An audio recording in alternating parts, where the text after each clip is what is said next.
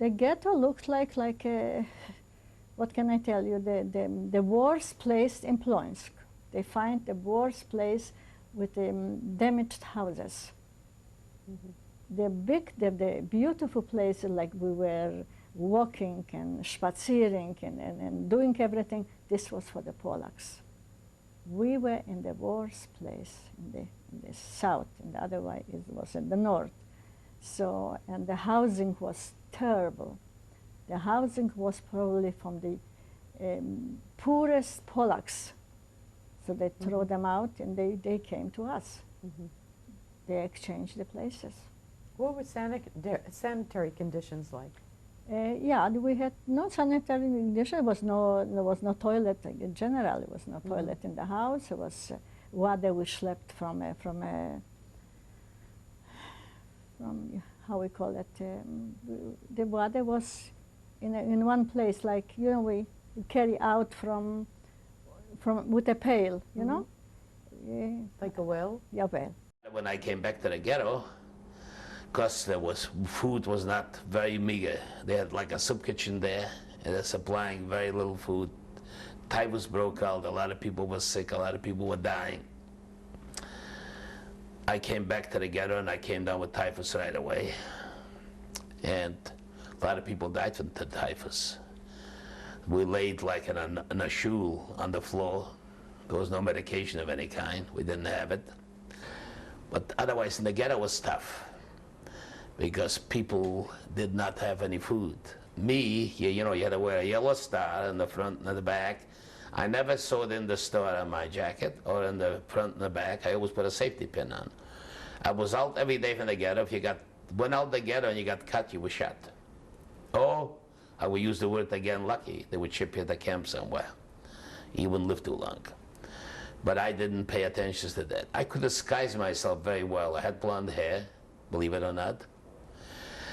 And I used to dress up in Polish clothes. I was afraid for the Poles, not for the Germans. The Poles will recognize me. Poles could smell a Jew. And the Germans, I was not afraid for them.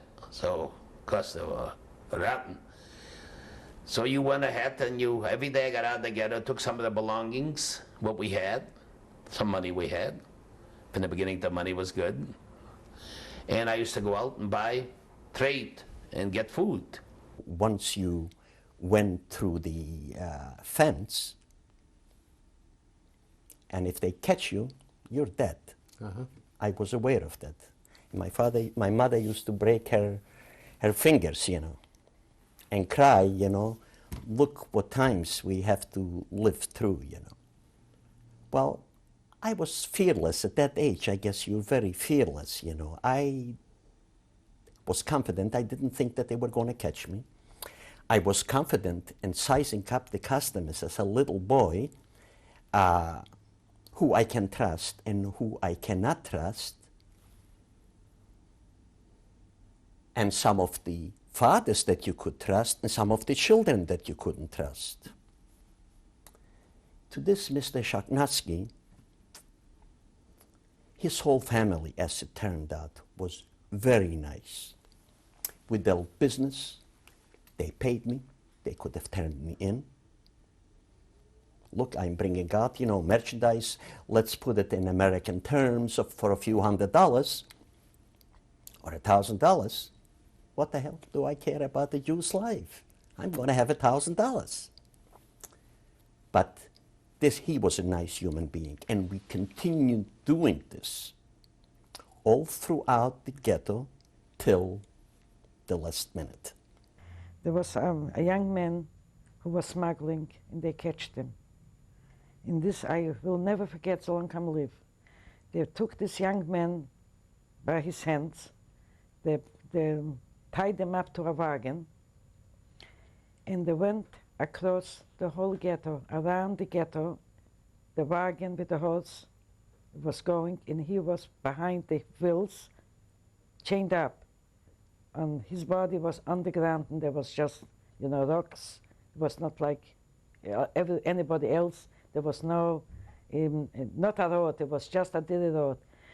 And when I saw this They was dragging him. And when they stopped, this person was, I think, still alive. The whole body was just torn apart, his legs, his hands, his back, because they was torn like that. And they shot him. From time to time, the Gestapo came in the ghetto, and they rounded up all the Jews in one place, and they went into the homes, and they searched for valuables, and they beat us, and then this went on from time to time, every 2-3 months. These men came in and day out. If any Jew got out the ghetto, you know, some of them broke the law. You had to go to find some food, potatoes or everything. And they captured, he shot them right on spot. No, he didn't shoot them on the street, the Polacks to see it. He brought in the ghetto. As soon as they opened the gate, he got in the ghetto. He shot it day in and day out, this man. You saw this with your own eyes? With my eyes, I couldn't, not just me, thousands saw it. They later became a habit when Lizzie knew it, Afok is coming, was the street was so quiet. Like a lion is on the street, you're afraid for him.